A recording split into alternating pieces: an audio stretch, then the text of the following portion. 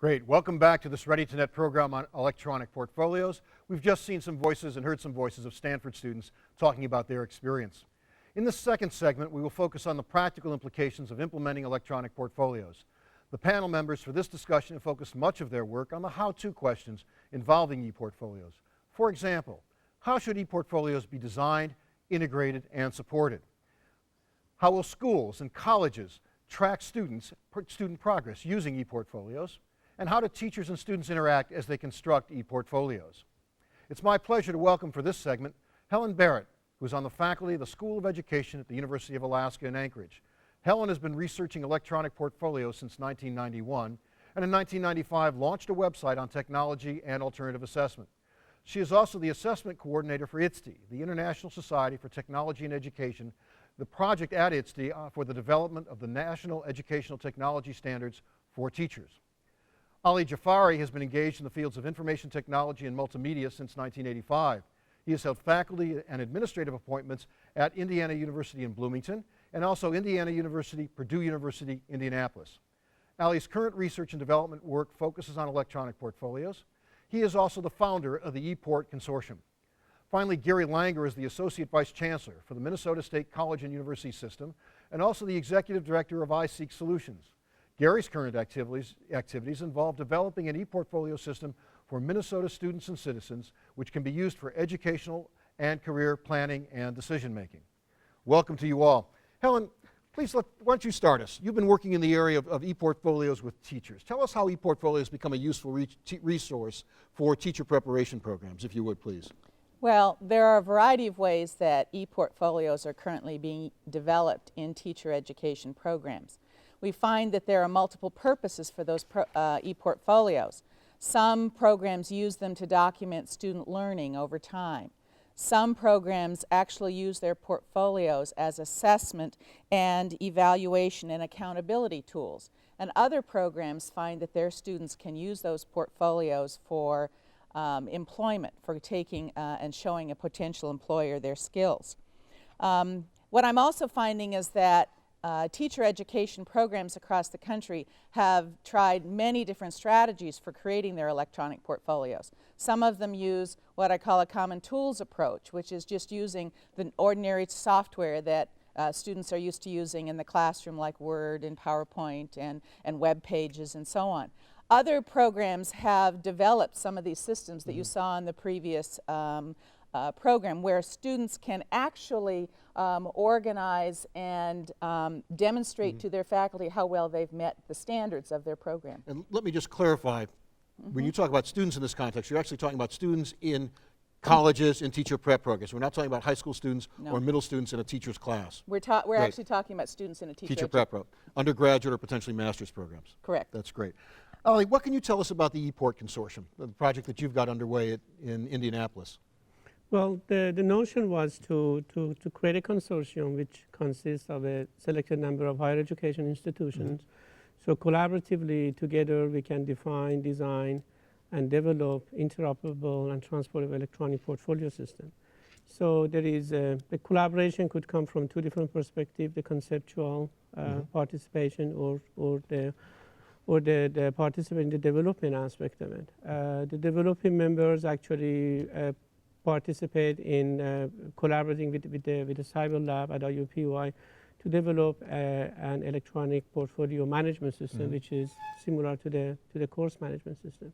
So the notion is very simple. We have developed at the Cyber Lab the very first version of the electronic portfolio management system.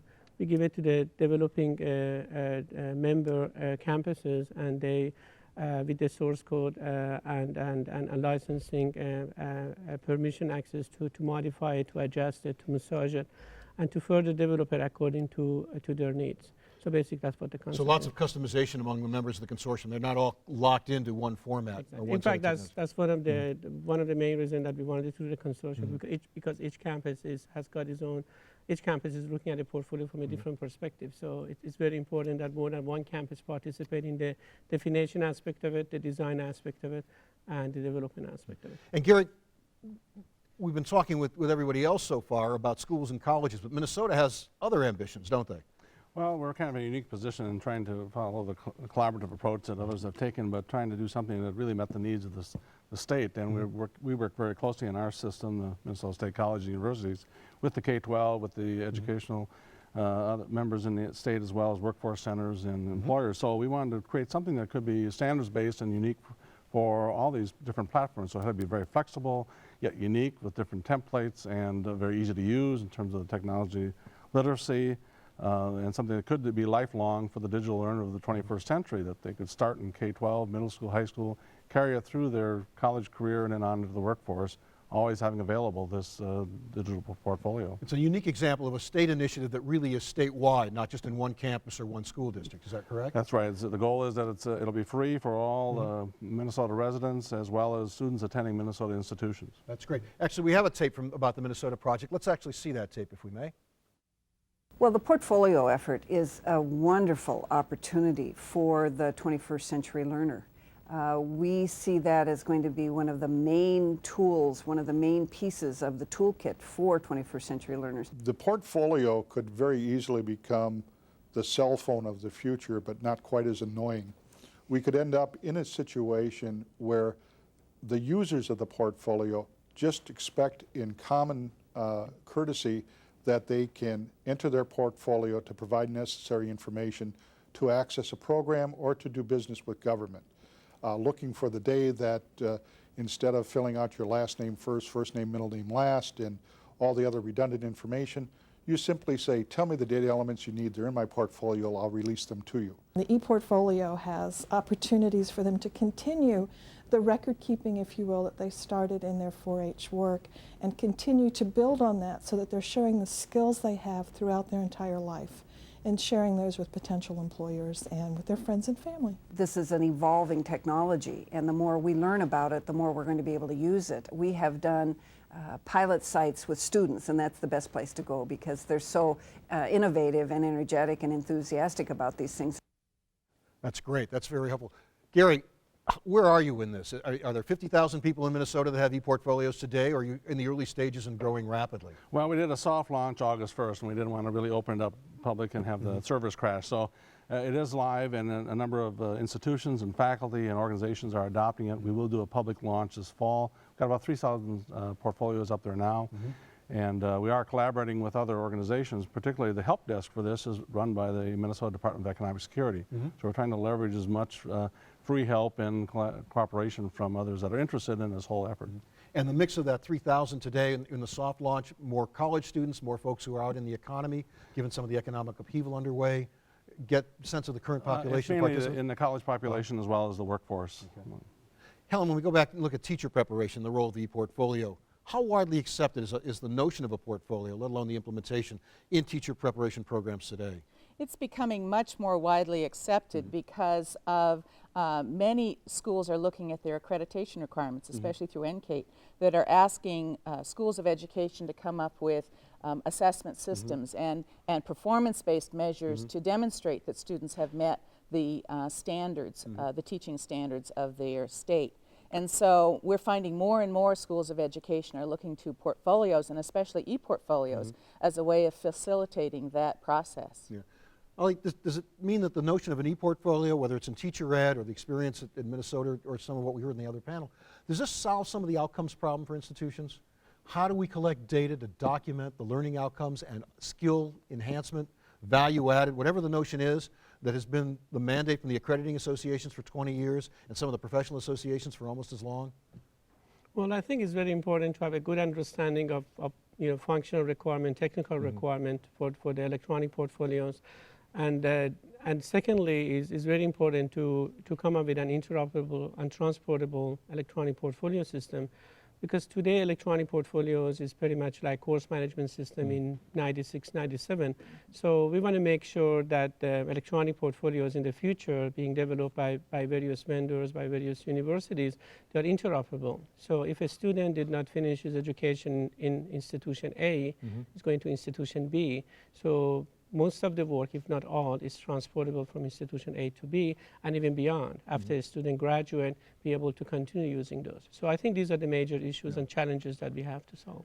I don't mean to put you on the spot, but as long as you've been both in Bloomington and also in Indianapolis, does that mean in 3 to 5 years there'll be some potential integration on e-portfolios across public institutions in Indiana? Well, my hope is that would be across all the universities. It's not just, the assumption is that the student may go to UCLA and after 2 years decided to go to Stanford. So if the portfolio environment from a technical perspective are interoperable, so the problem is going to be, what's going to happen with all the good work that the student has been collecting for the X number of years. So I think it should be, it would be nice that the best scenario would be that there is a single platform, a single standard that everybody, every vendors, every university would follow. Yeah. But I'm not sure the issue is so much students going from UCLA as it might be from some of the community colleges or state colleges. If I'm a student in International Falls, Minnesota, where there's a community college, and I then want to transfer to one of the state colleges or one of the community colleges in Indiana, or I'm moving from a community college or state college into a teacher program, the issue again, I think, and I want to be respectful and polite, is not UCLA to Stanford. It's from the community colleges to the state colleges to the universities. How do I take my undergraduate portfolio if I want to do that 5th year for a teacher certification? What are some of the challenges there? Helen, let's go back to teacher prep programs for a moment. Well, one of my concerns is that we don't have a standardized portfolio. Okay. That the portfolio really represents who the student is. Okay. And that a student can collect and organize their work in a variety of the tools that they're currently using in the classroom and with many of their assignments. So we want to make sure that we've given the students opportunities to store their work in interoperable frameworks, and that there's a certain amount of privacy and security with that work, and that they can be able to share that work in other environments. Gary? The University of Minnesota has had an institution-based portfolio system for quite a while, and our system is really developed separate from that. But we are working together now to plan how we can make these interchangeable as students do move from one system to the other. But when you say the system in the context of Minnesota, now you're talking about, is it the 7 state colleges across the state? St. Cloud and Bemidji and others? They're all in the e-portfolio project, so it's not just one campus in the system. Yeah, and then it's all the 34 colleges and universities in our system, as well as the 53 workforce centers and now the K-12. University of Minnesota is separate, but we want to make it interchangeable. And if we can solve it, then maybe we can start working with other states. So it really will be a statewide system. But let me come back to one other part of it. I'm a novice, like many in our viewing audience, about this, but it seems as the three of you have been talking, what we heard from our other panel, sort of 3 components of this e-portfolio shakeout. There's a kind of reflective component. We heard that from Helen. The student who aggregates my experience, comes back to campus and reflects on stuff. There's clearly an academic component. My coursework, the interaction with faculty and others. And then the other part might be an employment portfolio. How do I present myself to a prospective employer? Are there other parts that are part of the current conversation and the components of these things or not? Am I missing something? Well, I think in the situation of many teacher ed programs, we're looking at the assessment piece. Okay. How well does what I present about my work demonstrate that I have met certain components of the program? And Gary, as you structure it, because you've got the broadest audience potentially, particularly a non-school audience, folks who might be out in the economy or going in and out in a different way than some of the other campuses we've heard from today. Some of the same issues, more of a focus on the employment side. How is that playing out in Minnesota so far? And have a tool that is flexible so it can be used in different ways at different points in the student's life. So as I said, they may start in middle school and then continue on. In fact, the question's been raised, what happens after the person's had this for 40 years and it passes away? The family might want to maintain that portfolio as a legacy for that person. So we are trying to make it so it can be utilized throughout a person's life. And new challenges I'm sure will arise, but we'll be building those in as they come up. Allie, you've been talking with us a little bit about those standards as well. How does that play out in terms of these 3 components? Is there an emerging, if not a standard, a kind of focal point for the conversation about assessment and the academic work, the reflective side, the employment side, or are we still too early in this process? Well, remember, we are talking about 2 different types of standards. The conceptual standards, I mean, what the faculty expectations are for learning, for assessment, what the student expectations are for career portfolio, and then there are technical standards. So we are trying to address both of those. I mean, technical is the one that actually I personally pay a lot of attention to it, and trying to, with the other developing the members of the consortium, we are trying to come up with the same, let's say, database architecture, the same design, that the work that is being done in institution A could be transferred to institution B. So it's not something easy to solve, but again, that was part of one of the main reasons of establishing the consortium, that if we, 5 of us develop it together, so the likelihood that, I mean, we're going to come up with an environment that at least 5 people would bless and would agree on, so, you know, other institutions and hopefully the vendors would join us and use the standard and the interoperable editions. Good point.